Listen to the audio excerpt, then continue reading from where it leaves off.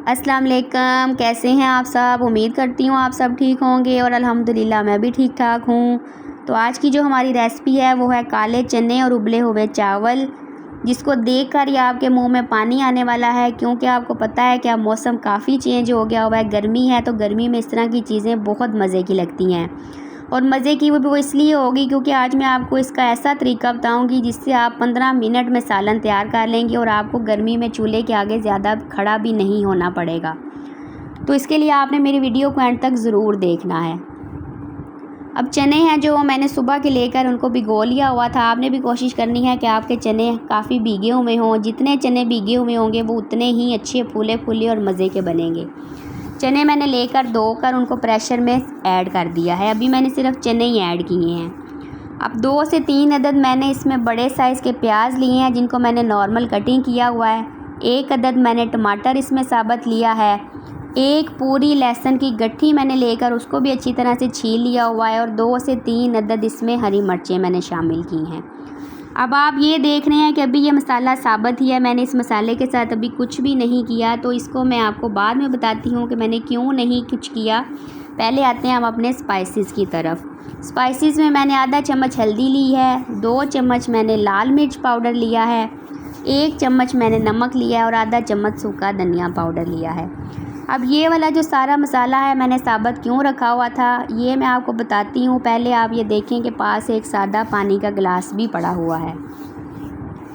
अब अगर आप पहले चने बनाती होंगी तो आपको पता तो है कि चनों में हमने जिस वक्त उनको प्रेशर लगाना है या वैसे भी अगर उनको गलने के लिए रखना है तो हम उसमें पानी ऐड करते हैं। तो इसकी टिप ये है कि आपने चनों में वो जितना पानी ऐड करना था वो पानी आपने चनों में नहीं ऐड करना, वो आपने ब्लेंडर में ऐड कर लेना है। ब्लेंडर में ऐड करने के बाद आपने ये जो सारे मसाले थे, हरी मिर्च, लहसुन, प्याज और टमाटर, ये आपने उस पानी में अच्छी तरह से ब्लेंडर कर लेने हैं। अब आपने ये जो पानी, मैंने तो 1 गिलास लिया क्योंकि मेरे चने हैं जो वो काफ़ी भीगे हुए थे, तो मुझे पता है कि वो तकरीबन 7 से 8 मिनट में प्रेशर में 1 गिलास पानी में अच्छी तरह से गल जाएंगे। आपने 1 गिलास पानी पे आपने नहीं रहना, आपने उतना पानी ऐड करना है जितना आपने चनों में डालना था। जितना आपने चनों में पानी डालना था उस हिसाब से आपने ब्लेंडर में ऐड कर लेना है और ब्लेंडर में आपने इन सारी चीज़ों को अच्छी तरह से ब्लेंड कर लेना है। वो इसलिए क्योंकि जिस वक्त हम चनों में डायरेक्ट से, आपको पता है, प्याज डाल देते हैं, लहसुन डाल देते हैं, टमाटर डाल देते हैं कि चलो जी हमारा काम ख़त्म, जल्दी जल्दी से बस बीच में डाला, जितनी देर में प्रेशर होगा उतनी देर में ये चीज़ें गल जाएंगी। लेकिन ग्रेवी में जब वो चीज़ें नज़र आती हैं तो मुझे बहुत बुरी लगती हैं। हर बंदे का अपना तरीक़ाकार होता है, हर बंदे का अपना तरीका होता है। तो मैं इस तरह से ब्लेंडर करके जिस वक्त हम ये मसाला चनों में ऐड करके उसको प्रेशर करेंगे तो एक तो ये जल्दी मेल्ट हो जाएगा उसमें और उसका ये ग्रेवी है चनों की वो बहुत मज़े की बनेगी। आपने ये तरीका लाजमी ट्राई करना है अपने घर में। इस तरह से ब्लेंडर आपने अच्छी तरह से ये सारी चीज़ें पानी में डाल के कर लेनी है। उसके बाद आपने जब ये पानी चनों में ऐड करना है तो इतना मज़े का टेस्ट बनेगा और वो ग्रेवी भी बड़ी स्मूथ सी बनेगी और वो बड़ी मज़े की आपको खाने में लगेगी। तो इस तरह से ये सारा पानी, मुझे इस तरह लग रहा था कि हमारी जो ग्रेवी है वो ज़रा, वो ब्लेंडर मैंने किया था वो थोड़ा सा मुझे गाढ़ा लगा तो उसमें मैंने थोड़ा सा पानी ऐड किया है। तो इस तरह से ये जो सारा ब्लेंडर हमने मसाला किया था ये हमने चनों में डाल देना है। जैसा कि आपको मैंने सबसे पहले दिखाया था, प्रेशर में मैंने सिर्फ चने डाले थे, मैंने और कुछ नहीं डाला था।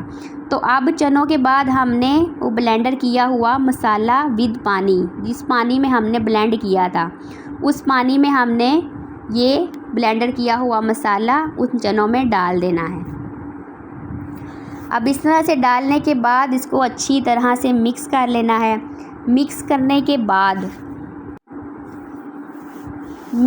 के बाद जो स्पाइसेस मैंने सारे आपको बताए थे वो भी इसमें ऐड कर देने हैं।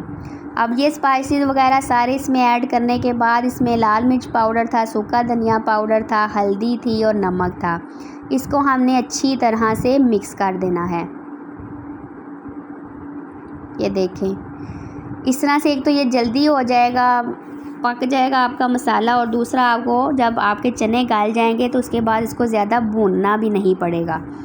तो इस वजह से अब ये मैंने इसमें ऐड कर दिया है। सारा कुछ ऐड करने के बाद अब इसको मैंने प्रेशर लगा दिया है। प्रेशर लगाने के बाद कम से कम मैं इसको 8 से 10 मिनट के लिए प्रेशर लगाऊंगी। जितनी देर में हमारा प्रेशर स्टार्ट हुआ था, मैंने साथ बॉयल्ड राइस बनाने थे तो मैंने वो भी देख ले रखे हुए हैं। जितनी देर में हमारे चने बनेंगे उतनी देर में हमारे चावल भी बन जाएंगे। अब प्रेशर को है हमने तकरीबन 10 मिनट तो लाजमी देने हैं। तो अगर आप मेरे चैनल पर नए हैं तो मेरे चैनल को सब्सक्राइब करते जाइएगा, और अगर पुराने हैं तो काइंडली लाइक फॉलो शेयर लाजमी किया करें और अपने दोस्तों के साथ भी शेयर किया करें। अब 10 मिनट के बाद देखें, मैंने जिस वक्त प्रेशर खोला है तो ये चनों की ये कंडीशन है। ये देखें सारा मसाला अच्छी तरह से उसमें मिक्स हो चुका है। वो कोई बड़े बड़े से प्याज नहीं नज़र आ रहे, कोई टमाटर नहीं नज़र आ रहे कि जिसको अब हमें मेल्ट करने में ही 10 मिनट लग जाएंगे कि हमारे प्याज मेल्ट हो जाएं, हमारे चने भुने जाएं। दाल को वैसे भी आप जितना भूनते हैं, दाल में जितने भी विटामिन्स होते हैं वो सारे ही एक्स्ट्रा रिमूव हो जाते हैं। तो दाल को वैसे भी आप कोशिश किया करें कि कम आप भुनें। तो इस तरह से ये अब चनों में मैंने, आप देख लें, आप ज़्यादा मैंने इसको कोई बार बार चम्मच नहीं चलाया। मैंने बस इसमें घी ऐड करना है, उतनी देर ही मैंने वेट करना है जितनी देर में बस ये हमारा घी पक जाए, क्योंकि मसाले तो हमारे सारे पके हुए हैं और ऑलरेडी मेल्ट भी हुए हैं। तो इस तरह से इसमें घी अच्छी तरह से ऐड करने के बाद इसको हमने अच्छी तरह से भून लेना है। ये देखें, इसको हमने तब तक भूनना है जब तक हमारे सालन का जो घी है वो अलहदा होना से स्टार्ट नहीं हो जाता। मैंने आपको जिस तरह पहले भी बताया हुआ है कि जब सालन का या मसाले का घी अलहदा स्टार्ट होना शुरू हो जाए तो पता लग जाता है कि अब सालन है हमारा या हमारा मसाला है वो भुना गया हुआ है। तो अब इस स्टेज पर आके मेरे बच्चे हैं जो वो भुने हुए चने हैं जो वो बहुत शौक़ से खाते हैं।